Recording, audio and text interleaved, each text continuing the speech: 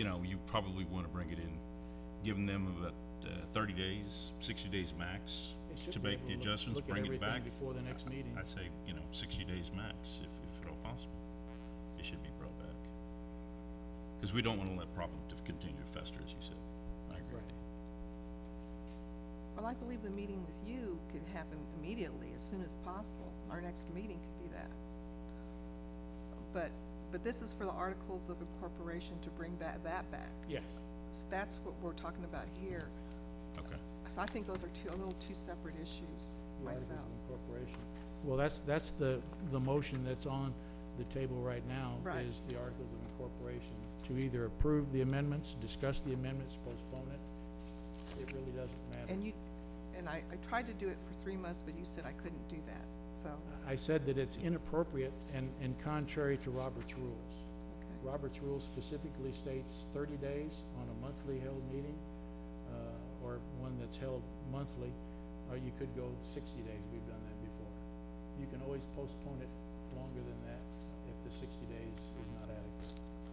So would you like to change it to 60 days? I'll change it to 60 days, so that Okay. I wanted to give the city council, my fellow members, you know, an understanding that we intend to get this thing done, pushed forward. Very So good. 60 days. So the amendment's been changed then to 60 days. Paul, no comments still? Ed, anything else? Nothing else. Alex? It doesn't have to wait the 60, it can come back sooner That than is correct. 60, just no more than 60. And I don't know whether 60 days falls on another council meeting or not, but I would presume that we look 60 days, we'll see. Hopefully, it's not 61 days for a meeting, but I'm fine with that. Bert? I guess my, sorry, I guess my question is, even if it does go to the EDC, does the council have the final say on the Articles of Incorporation? Yes, the Articles of Incorporation and the bylaws and the state statutes say that the bylaws and in this case, the Articles of Incorporation can be amended in one of two ways. It can be amended by the Board of Directors of the Economic Development Corporation, and then those amendments would be submitted to the City Council for consideration and approval, or the City Council can go ahead and amend without any EDC involvement, the bylaws as they see fit. And then once those amendments are approved, again, without EDC input, then those changes, once approved, would be done by resolution. 3 copies submitted to the Secretary of State. They would file one and stamp the other 2 and return one to the EDC and one to the council, or one to the city. The city is the governing unit or the governing municipality of the Economic Development Corporation, which is a corporation set forth by Chapter 501 and 505 of the Texas Local Government Code. So it's pretty well specified in the bylaws and in the Articles of Incorporation exactly what we can and can't do.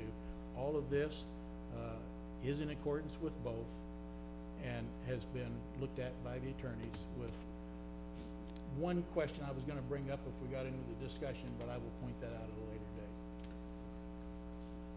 Okay, so the motion is amended for 60-day postponement. The second has been approved. Any further discussion before we No, sir. vote on the postponement? Okay, that being said, we'll call the question. All in favor of postponing for 60 days, say aye. Aye. Opposed, say no. No. We have 4 ayes and a no by Buys.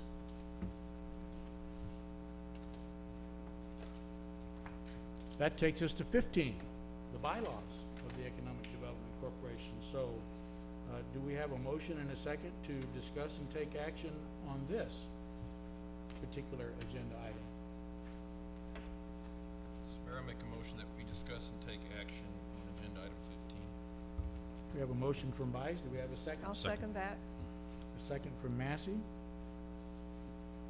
Bert, you're up first. Okay, I'm gonna go ahead and start with, I'd like to comment on Article 2, Section 2.5. I have often wondered why the EDC president is allowed to vote on agenda items. The only time the mayor is allowed to vote is when there's a tie. I would recommend that, that be put into the bylaws of the EDC. Also, to me, the president of the EDC should not be allowed to make a motion or second a motion. The mayor's not allowed to do that either. Under Article 3, Section 3.9, as I stated earlier, the addition of this section is very needed because EDC is not like City Council that meets bi-weekly. There are only 12 meetings a year, and attendance is critical to the success and effectiveness of the board. Okay, under Article 4, Section 4.1, I agree that the council should have at least quarterly reports from the EDC. I wouldn't mind the council getting the bi-weekly reports that the EDC now gets from the EDC specialist. They give a timeline and they're very informative. Okay, and then under Article 4, Section 4.1D, hold on just a second.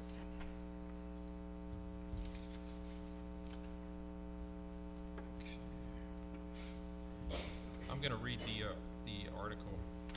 Any and all agreements between the corporation and other parties shall be authorized, executed, and approved, and delivered in accordance with applicable law, and be approved by the city council before execution of this agreement. I know that the council kind of does this when the EDC budget is approved each year, but I believe that council would have a better idea of such agreements if they are presented completely. Council to me would have a much better idea of the actual meat of the agreements. I agree with the changes to the EDC bylaws as presented. That's all I have. That's it. Cynthia? I was just wondering if you could explain to me, your change for Article 2, Section 2.5. Why should the president not be a voting member? Can you give me your rationale for that? Just let me add one other thing. I looked at several other bylaws for corporations. Remember, this is a corporation and it's not a city council. It's not an elected body. And most of them allow the president to vote. And so I just was wondering what your rationale was. That's true, and my rationale was simply to start a discussion. In attending meetings, I have noticed that sometimes when there's hesitancy for a board member to make a motion on a certain item, if there isn't a motion that's fairly quickly made, then sometimes the president of the board makes it, and it's seconded by a member of the corporation as a director. And if that doesn't take place, then that particular member that seconded that motion sometimes makes a motion and the president seconds it, which opens discussion. The voting is the one issue that the attorneys talked to me about at some length on several occasions, and we had good discussions on it. The point is that the state statute it remains silent as the lawyers speak on this. It remains silent as to whether an EDC president would be able to vote. So it could go either way, depending upon the will of the council or the will of the EDC. My rationale was basically it keeps the president, who is supposed to be, in my opinion, a facilitator or a presiding officer, neither of which are supposed to get into a debate as part of an item. That is something that's done in some places. Other places allow it. To me, a facilitator is just that. They're supposed to remain neutral. They're supposed to encourage debate and discussion among the members of the commission or the development corporation or whatever organization they're part of. They're supposed to, in effect, be neutral and not try and sway one way or another. And that was my rationale. And again, my job is to present ideas to council. I do not have a vote. I cannot enter debate. However, I can answer questions, and I can address some issues if it is, in my opinion, helpful to the council. So again, it matters not what my rationale is. My job is to bring these ideas to council, let them hash them out, and decide accordingly. They have 5 votes.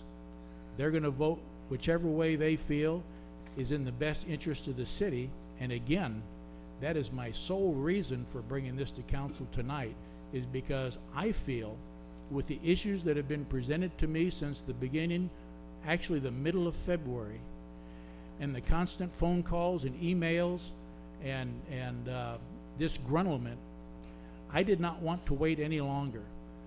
Again, I went contrary to my original thought of taking it to the EDC, and I brought it directly to council, and I believe I've done my job. The rest is up to the council and up to the EDC. There's no personal vendettas in this. There's no animosity toward anyone. My sole concern is what's best for the EDC and what's best for the city of Helotes. The other thing I wanted to mention was, I'm gonna want, of course, postpone this indefinitely, the same as we did the last one, because there are some other issues. I'm not against most of the stuff you put here, other than I was trying to figure out why that was put in there. I wanna say that we have had, the way Artie, conducted the meetings, we all had discussions there. She allowed a lot of freewheeling discussions, and so I don't see the problem that you apparently saw. But beside the point, I also think that one of the biggest issues we had is chain of command, as far as where the executive director is in this chain of command, and in the president in regards to our EDC specialist. That has been one of the biggest bone of contentions. Who's in charge? Who has, obviously, it's like in here, you brought this to us as the mayor, and you could do that, and then we make the decision, okay? It wasn't quite clear, the bylaws are not quite clear on the duties of the president or the CEO of this corporation. That chain of command, who does the EDC specialist, who is his immediate supervisor, who's in charge? That needs to be addressed in here. A staff thing, it needs to be addressed. So I think this is something that definitely needs to be discussed, and how that can work out. And so again, I would like to postpone this indefinitely myself. Do you mean to say postpone for 60 days? I'm sorry, postpone for 60 days, as we did the last one, so that the EDC can look through this and offer their suggestions. Okay, well, the motion maker is by, so we'll suggest that to him. If he chooses not to, then you can certainly amend the Okay. motion. Paul, do you have any comments? A lot of this looked like it was a cleanup to me. I did wonder about why the president wasn't going to be a voting member. And I had said earlier that I thought it's a good idea, I guess, for maybe the president to be a facilitator. So I was okay with the changes here. Okay. Ed? Since we're discussing the EDC and learning more that it's perhaps to function more so as a corporation, would the board consider looking into more of an operational agreement or operating agreement, as most private corporations have, to run concurrently or replace the bylaws? Because, you could change these articles, but that's typically not what's changed. What changes in a private entity is the actual operation agreement or bylaws. And so I'm wondering if perhaps just starting over with an operational framework might be best for them to, for the board to take a look at. Yeah, we actually have that. You do? It's a services management agreement Okay. with the EDC that more specifically states the responsibilities of the economic development specialist, the executive director, and the role of the city with the EDC and vice versa. And I thought we had a copy of that in the notebook, but we can certainly get that to you. But council approves that during the budget time. And so that has been running concurrently with the fiscal year for the last, long time. So I guess you're talking about basically the same thing. It's more of an operational thing. Right. Doesn't get into real specifics, and there is cloudiness with the economic development specialist role, the executive director's role. And again, I looked at this stuff and I thought, there's so many areas that really are unclear. But again, my purpose was to start what we're doing tonight and to get you folks thinking, and let the EDC know they need to start thinking too, because contrary to what's been said, There's nothing in my stuff here that's not just clean business, point by point with my explanations. You don't have to agree with my explanations, but that's the way I approach this. Just business, what's best for the city. Absolutely. No personal, personalities were brought into this, no accusations were brought into this by me at this point, and I don't intend to be there. I can't keep other people from doing that. Any other comments? No, sir, thank you. Alex? Thank you, Mr. Mayor. Again, I'm not privileged to know the specifics, inner workings of what's going on, and so I'm coming from an outside perspective. And when I reviewed the information, as I mentioned a little bit earlier, a couple things that caught my attention with regard to the attendance, and I didn't see anything in the bylaws that identified the procedure for a replacement in interim or a temporary replacement. Is that done by the EDC board to fulfill a vacancy, or is that done by council? It's not in the document that I was able to see. Maybe it's somewhere else, but it wasn't part of what I saw. Typically, we have applications on file for an incident where the vacancy occurs, whether it's on the Board of Adjustment, Planning and Zoning, or the EDC. But those are kept in the city secretary's files until a vacancy occurs. I don't know which applications are sitting in there now. However, there may be one or two for the EDC, but to answer your question, typically the way we've done it in the past, the EDC interviews any applicants at an EDC meeting, and they make the selection that they would like to have fill the vacancy that it might occur. Then that selection goes to council for council's final approval, and that's the way it's been handled in the past. I just didn't see it written out. That's why I was bringing it up. It hasn't been, that's What- just, I'm telling you how so- it's been done, So if, and that's one thing that might need to be addressed. The reason I added attendances requirements in here is because last year we did have one of the directors miss 7 out of 13 meetings, and he missed, 5, let's see, the year before, 4 out of 9. He's missed 16 of 33 meetings since the beginning of 2012. And there's another director that's missed 13 out of 33 meetings since the beginning of 2012. We have one director that's never missed a meeting in that period of time from the beginning of 2012 to now. And then the rest of them fall down from there. But those are the two worst. And to me, if a person, whether they're sitting on the EDC or the Planning and Zoning or City Council, if they miss half the meetings over a period of time, they really can't be very effective. No matter how good they are when they are at a meeting, they can't really be in tune with what's going on. And that was the reason I added the attendance requirement in there, just as a matter of being able to monitor a little better. And if someone can't commit to being at an EDC meeting once a month, then they probably shouldn't be on the EDC meeting. I brought that up only, I agree with the attendance, having attended P&Z meetings for 15 years, I can tell you that sometimes they have the same problem. In fact, their meeting last month waited 45 minutes because they had no quorum, and they had to call somebody at home, and they finally showed up, somebody showed up to make the quorum to act, and we had city business that wasn't being handled in a timely fashion if they hadn't, so I completely agree with that. The issue with regard to the president being able to vote, make motions, or et cetera, I'm not familiar with whether or not a corporate board, which is what this is, works under Robert's Rules of Order, and I don't profess to be the expert parliamentarian, but I've belonged to a lot of organizations and attended a lot of meetings, and never does the presiding officer make a motion, second a motion, or vote on the motion in every organization I've ever belonged to or attended. Nothing particular with the president. I don't know if boards normally allow this in private corporate boards or not, but I don't know of a government entity that where the presiding officer actually makes motions or votes on them. I could envision that if all of them were present, that the voting presiding officer could cause a tie that then could not be broken by that presiding officer, rather than be there only to break it. I would lean towards, unless there's some compelling argument, which I haven't heard yet, but towards that not being the case, until the presiding officer presides and certainly can sway the votes with argument and or reasoning. That happens here and in many other organizations.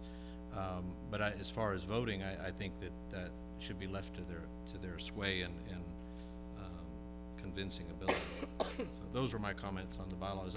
I too would agree that we need to postpone for up to 60 days, which does conveniently fall on, I think, our June 25th meeting.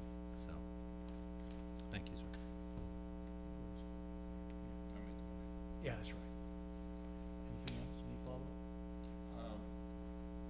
I guess, let's say hypothetically, I would make an amendment to this to postpone it for 60 days. Can I vote against my motion? I don't think I can I? Sure you can. I don't think I can. You can vote against your motion. I mean, Robert, hypothetically. no, that doesn't have to be hypothetically. Robert's rules states that you cannot speak against your motion. If you have a motion to approve something, you cannot speak against it. However, they do point out very specifically that a motion maker can vote against his motion for one simple reason, and that is because in the spirit of debate, you're supposed to rely on your fellow council members to sway your thinking. And so if your thinking is in a positive way swayed to their point of view, you can certainly vote against your motion. Does that make sense? Mr. Mayor, if I could add, we've already done that this evening. The motion was made to take action on the sign, which we then all unanimously voted against.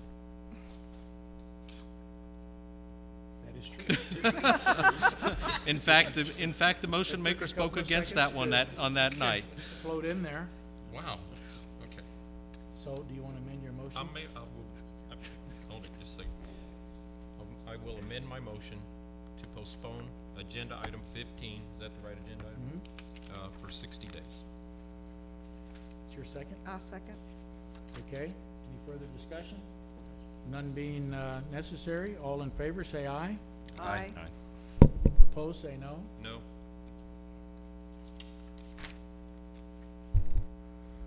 Okay. Well, again, before we leave tonight, I would like to just reiterate that I hold all of our committee and corporation and council members in very high regard and high esteem. It has never been and will never be my intent to disparage any of them, either personally or what in their acting for the city. To me, it's totally inappropriate. However, it happens. I hope that by bringing these two items to council tonight, and I feel that we have had the beginning of a spirited debate, that we can come back in 60 days with some positive remarks. Keeping in mind that all of our activities are solely for the benefit of our citizens. Whether the EDC is making a motion or taking an action, or whether the council, the citizens come first. Again, as mayor, I wouldn't be here if I wasn't ready to make tough decisions on what needs to be brought to council. And when I bring an item to council, I expect exactly what happened tonight. Is a good debate, concerns are shown, and that's the way it should be, because that's the way good government runs. Hopefully, personal attacks will be kept at a minimum, and conclusions drawn that were not the intent of an item being brought before council should be well thought out before the words are spoken, because once the words are out, it's very difficult to take them back. So that being said, that finishes our agenda, and if there are no objections to adjourning, I would adjourn the meeting. Any objections? This meeting is adjourned at 8:20.